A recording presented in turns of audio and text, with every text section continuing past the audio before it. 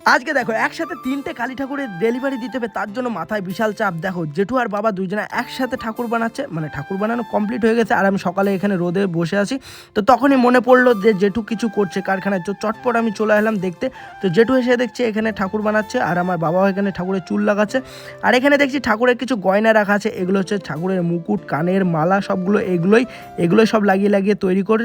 আর এখানে দেখো ভোলেনাথের চুলগুলো রাখা আছে, 2 রকম চুল আছে, হালকা লাল আর না সরি একটা পুরো লাল আর একটা হালকা হালকা লাল। তো এই হালকা লালটা মানে লালচে রঙেরটা এটাই ভোলেনাথের গায়ে লাগাচ্ছে, মাথায় লাগাচ্ছে। এটা দেখো আর কালী ঠাকুর অলমোস্ট তৈরি হয়ে গেছে, তার কারণ সারা রাত ধরে রং করছিল, এখন শুধু মুকুটটা লাগালেই হয়ে যাবে। আর টুকটাক যেসব কাজ ছিল সেগুলো শেষ করছে। একটু পরেই যারা নিতে আসবে তাদের জন্য এই ঠাকুরগুলো তৈরি হয়ে গেছে। দেখো শুধু স্ট্যাপলার মারবে, তারপরে তারা নিতে চলে আসবে।